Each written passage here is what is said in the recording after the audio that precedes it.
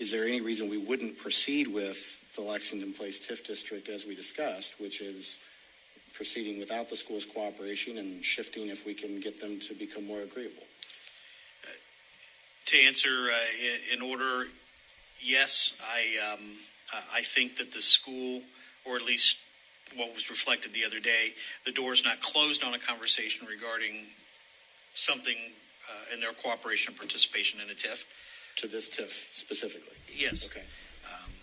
And number two, whether we would move on or not, we certainly could. We need to redefine the scope of the project because, as I said, residential improvement district has certain requirements. We're going to have specific information moving forward with the public hearings and notification of the project, et cetera.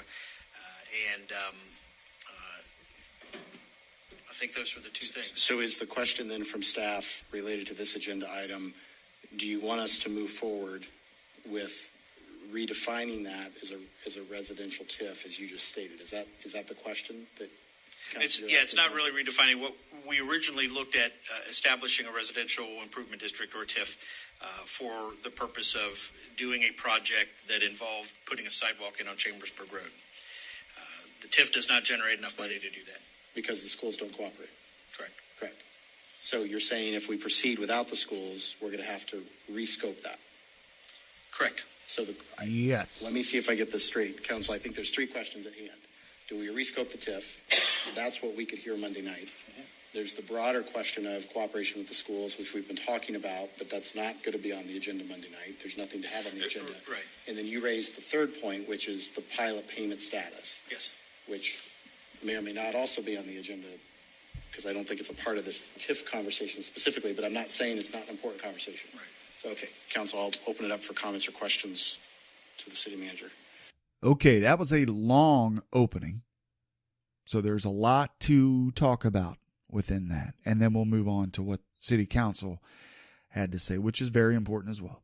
First, the mayor did the right thing by turning over this conversation to the vice mayor.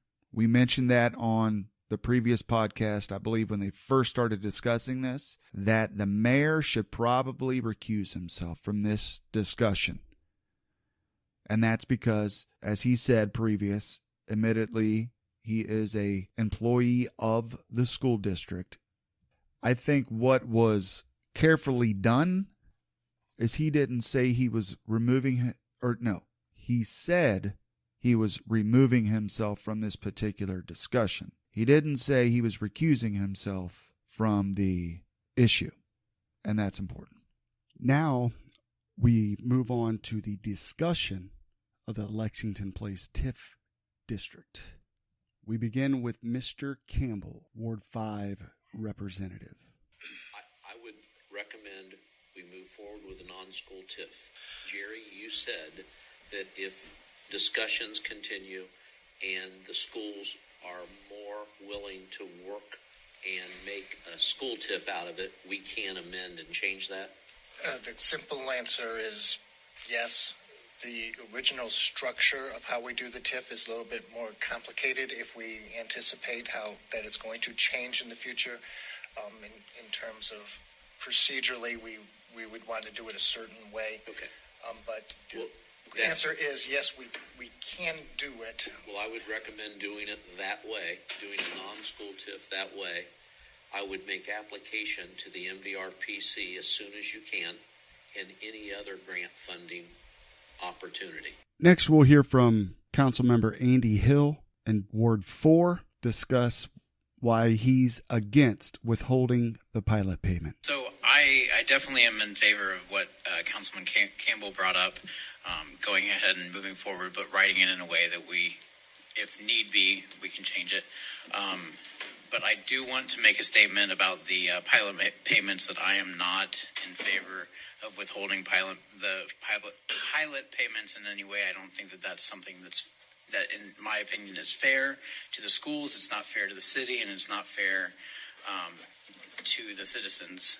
You know, we're always looking to work in ways that we can help the schools and improve. And I think that withholding those pilot payments would not be in our best interest, in my opinion, to to help the schools in any way. Next, we'll hear from Councilman Shaw, Ward 1. As far as the pilot payments, Mr. Schomer or Mr. McDonald, are you able to tell me right now that there is zero signed legal agreement on these pilot payments?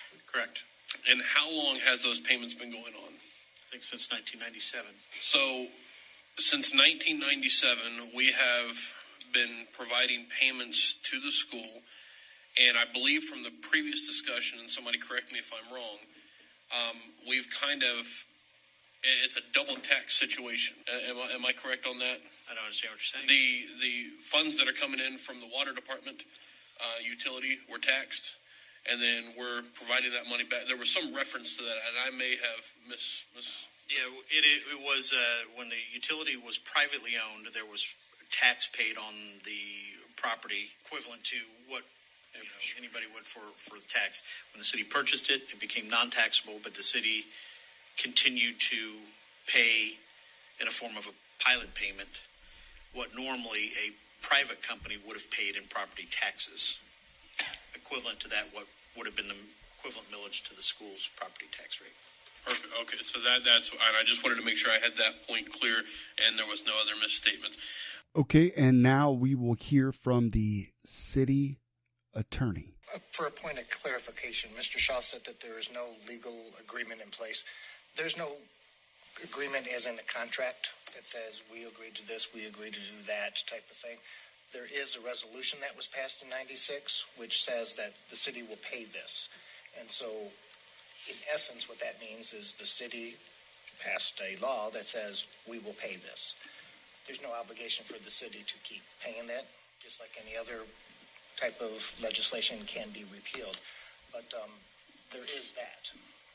That legislation refers to an agreement, but there is no agreement. So that legislation is and has been what we've been working off as the agreement between the parties. Mr. Lyons had this to say. At the last work session, it was very clear that non-school TIF legislation was supposed to come up at our last city council meeting. It did not. My understanding was that the bond council was not able to prepare it at the time of the meeting. My question is that one or more council members knew about that prior to the meeting, but it was not shared with all council members. Can anyone speak to that? Yes, Jerry? The events were that Tony sent out, as he usually does, I need all these items for the council meeting, one of which being the TIF. I responded to him that this is not a standard type of thing because we were charged with the can we convert it, and that I was not comfortable making that call on myself because I found that it looks like we could, but I just didn't know. So I reached out to bond counsel and I told Tony that I had not heard anything and I do not anticipate hearing it by the deadline, and so it wasn't going to be part of the packet. Then on Monday, I can't remember the exact dates, but I still haven't heard from them. You had mentioned that bond counsel couldn't prepare. We've never asked bond counsel to prepare it. I was just seeking the opinion of that. I reached out, as I said, this communication was through Tony and I. I believe Tony reached out to the mayor to let him know that it wasn't going to be available, and that is the only council member that I am personally aware, be the mayor, that I had any communication with, and it was actually indirectly by being copied in on email. So that's all that I know. I certainly don't want to throw anybody under the bus. That's not my intention. My intention is just to clarify, when some information comes to a council member, I think all council members on that, when there was very clear direction given that was the anticipation to be on the city council work session meeting that we had previously. Thank you. Marching orders were can we do this? Because I did not know. And if we can you have something for us? We want something for Monday.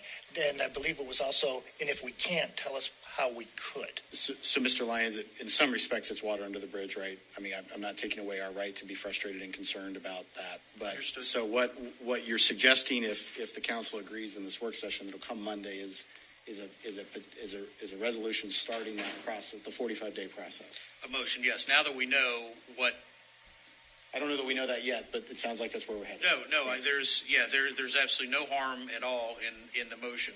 The question before is we had to figure out the additional complex questions of can things be changed, and it was just a matter of a timing thing. And I know that the mayor then went ahead and recommended that the items not be put on. I believe Tony and I had that conversation. If we're not repeating ourselves, Mr. McDonald. Yeah, I just want to make it clear that this isn't a staff thing. This isn't another council thing. I was not comfortable with what we could do. I sought out the help from the experts. It wasn't until it was too late to bring anything forward that I found out what we needed to do. And even though there's a 45-day period, there's a lot of tweaking we're going to have to do to prepare this, because it is, if we want to do it correctly, it's not your standard thing. So this is all on the law director as to why it wasn't on Monday. I knew it. I just want to Thank you, Mr. make that McDonald. clear. It's nobody else. I was the one who did not have it ready. When in doubt, we blame the attorney, right? Okay, so there was a question in the last podcast about what was just talked about. So now we have that answer, and, the business of the city isn't always easy, as we can tell throughout this entire conversation. There's a lot of back and forth, a lot of different questions asked, and we're going to continue to ask questions moving forward, beginning with the Vice Mayor, Mr. Morgan, here. As I recall, Mr. McDonald, I'm going to rely on you here a little bit, please, or maybe Tony. We did nothing formal to even stop that. I think what we had was a discussion where we said, let's withhold that payment. Am I correct in that? There's been no formal action by this council except asking staff hold off on the payment. I think the question was, can we hold off on the payment and how? And the answer was, yes, we could. But you've not yet made the payment. Oh, made the payment. No, we've asked Mr. Belton to hold off on that. And we also found out that even though it requires a payment in April, traditionally it is not paid at that time because of their counting. So we've done nothing formal to make that happen because we didn't feel like there was anything formal that needed to happen either way. We've now had two council members say, nope, got a problem with this. We need to stop withholding the payment. Mr. Schomer is saying, let's clarify this one way or the other if we're going to continue to withhold. Or I guess if we're going to continue to withhold, let's clarify it, I think is what you're saying. Yes, either way. Okay. Yes, so we continue to pay. So council, I guess I will open that conversation with my own agenda here to remind the council that the schools became magically more cooperative when we did this. So I think it actually partially accomplished what we wanted, but that's Seth Morgan's opinion. Okay, so we have to address the magic in the room. At no time has the schools denied meeting with the city council. I believe it was talked about that there were schedule conflicts. The city didn't want to meet on certain days, and the school couldn't meet on a certain day. I don't know if any of this is magic to bringing the school board to the table. That's a point of clarification. And a question. Do you believe that there is a cause for concern, that this type of thing needed to be brought up, withholding funds from the school in order to bring the school board to the table? Mr. Lyons says this. The issue was sound for the withholding of the pilot payments. I think we should take a look at additional monies that we pay the school that we're not obligated to by law, and continue on that particular track until we come to some kind of resolution on council is what direction we want to go. Okay. So Mr. Lyons is saying hold tight with our position from last meeting. Am I interpreting that correctly? Yes, sir. Okay, now we hear from, we skip ahead a little bit. I know we're jumping around a lot here, but I want to get this entire conversation in so that you listening will be able to get the highlights from this discussion. Vice Mayor Morgan. I'm in favor of continuing to hold off until we come to resolution. That would be 2-2 so far on this council, but can you give us input on what is the question in front of us relative to council's action tonight and Monday? The question is, do we repeal the legislation that calls for that payment? Okay. Because until we do that, we make the payments. Okay, so the next clip from the meeting we're going to play is Mr. Richard Shaw, and this is very important. It's a long clip, It runs a few minutes, so stand by. I'd like to see legislation on Monday for a first reading.